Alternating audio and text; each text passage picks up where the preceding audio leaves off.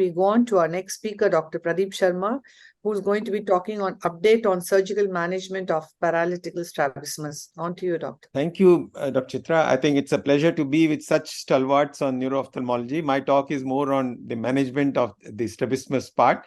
And this is what we are following. There are no financial disclosures. There are three cranial nerves which are going to be, I'll be discussing in this talk. And first comes the third nerve. And third nerve, as we know, affects quite differently in different people. And first of all, it may be a pupil sparing. So although it's on surgery, but yeah, always keep in mind that there may be some pupil sparing cases, and you need to just investigate them and treat them as per their systemic treatment is required. Some of them may require imaging also.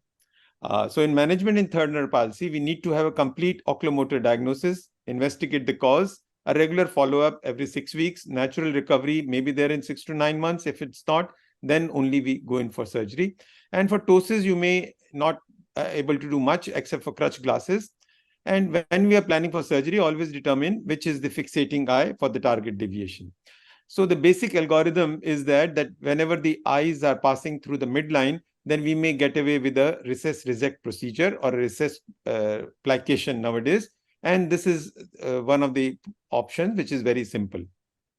So you may have to do sometimes adjustable if they are more demanding, and diplopia is going to be a question. And on the resection front, we may now switch on to plication of the muscle instead of the resections. The plication surgery, I won't go because of shortage of time. Now, we have some cases which I like to present. Now, this individual who has a right third nerve palsy, here the difference that we have to notice is the LR recessions have to be large in cases of third nerve palsies. The standard limitations are not going to be concerned because they may have tight FDT. And so in this case, an LR recession of 24 millimeters along with an MR plication of 8 millimeters has given us the good results. Another case is there in which the FDT is mildly tight and the eye does not cross the midline.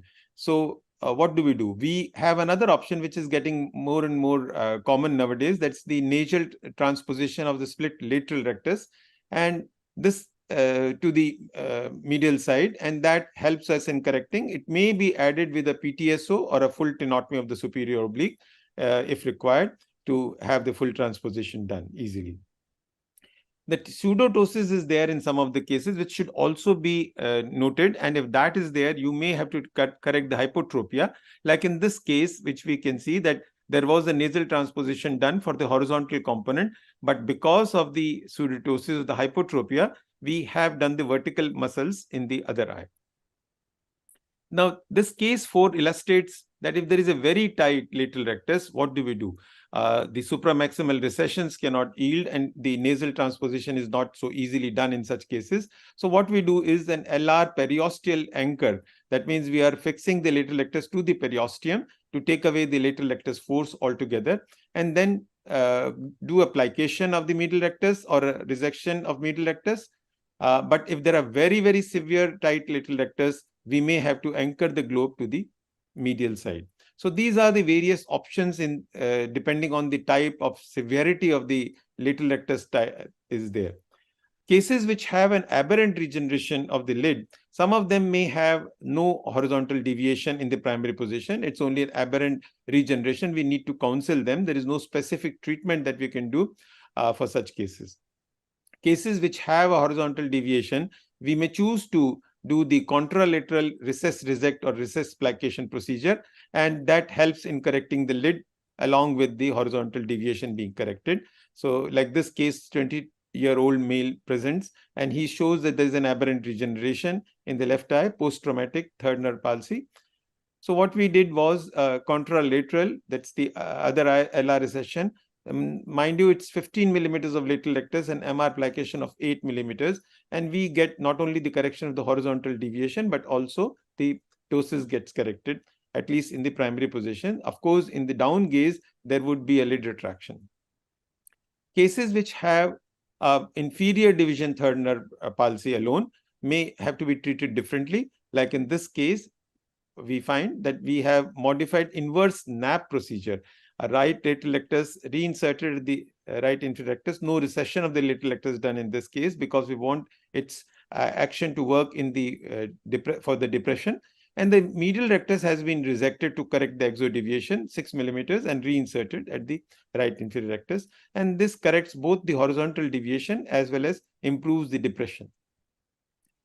Cases which may have a lateral incompetence, and we may choose to do the contralateral eye, a combo recess resect procedure or a Scott procedure to correct the lateral incompetence. So this is another example of a use of another new procedure that we do, the Scott procedure, and that's on the other eye to correct the lateral incompetence, which was, as you can see, 8 prisms in the dextro gaze and 35 prisms in the levo gaze, and only 16 prisms in the primary position. Sometimes we get cases which have been operated elsewhere twice or so, and such cases may require exploration. We again do that large LR recessions may be done. It's very difficult if it's been already done, but that's what we need to explore and do it. And then the IR belly transfer, the modified Nishida, that means you use the inferior rectus to improve the adduction, can be done like in this case. So these are important points to remember for third nerve palsy: the deviation in primary position, fixing eye target deviation, look for incompetence, realistic goals to be set, counsel the patient. So the newer techniques which have come have helped us in improving the prospects of third nerve palsy. Coming to the lateral rectus palsy, again, there has been an evolution in the transposition procedures. There have been like a full dinner plate that we have from partial tendon VRT to full tendon VRTs to single muscle SRT or IRT, and then augmentation effect by resections, by Foster sutures, or augmentation by cross section. And we can also add the effect by antagonist MR recessions or even a Botox in the things. And we also have the option of the IR belly transfer or the superior rectus belly transfer. So these various options which have been there over the period of time have yielded good results in different cases, and we can select accordingly. The problem with the cases which may be non-adjustable, we may add by using an adjustable suture. But cases like when we have a cross section yields us good control on the improving the vector force as well as giving an adjustable suture. Nishida's procedure or belly transfer, of course, is non-adjustable.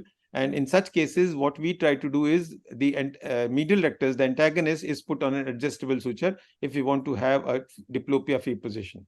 So this is what can be done and improve the prospects. Review which was done in RP Center Ames earlier, vertical rectus transposition procedures, a systematic review.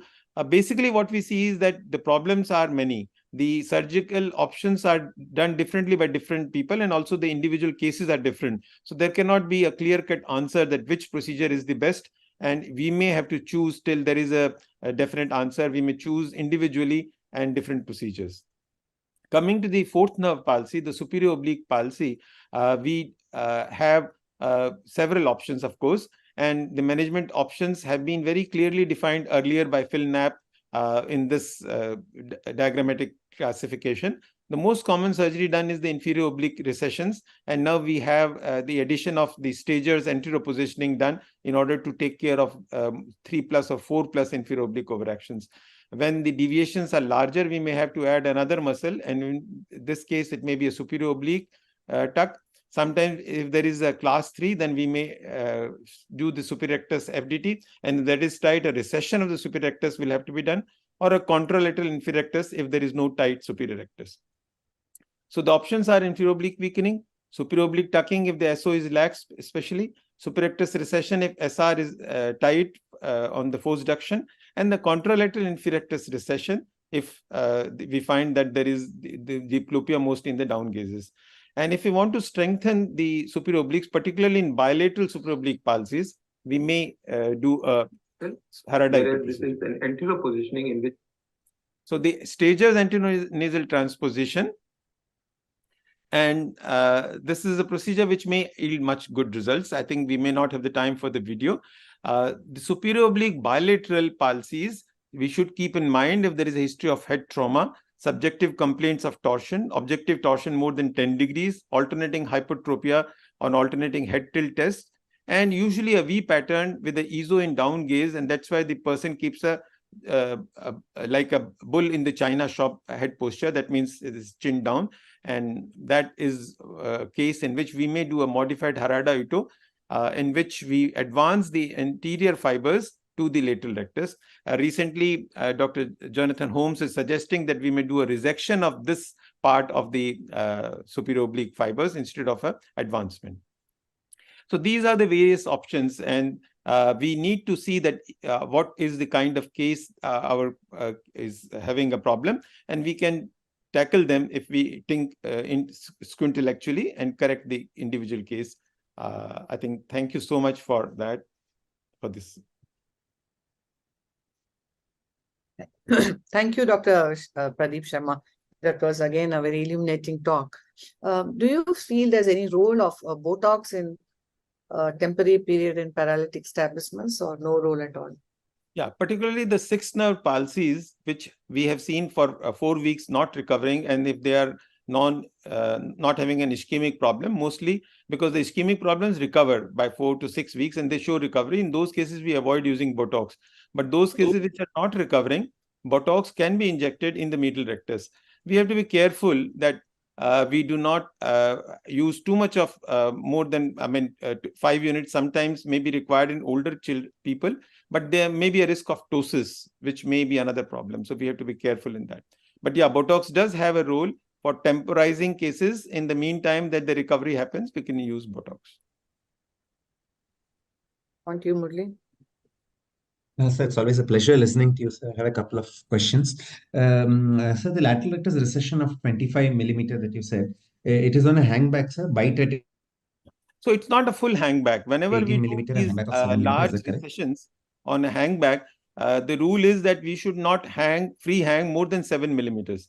So if you have to do 25, you will do like 18 plus 7.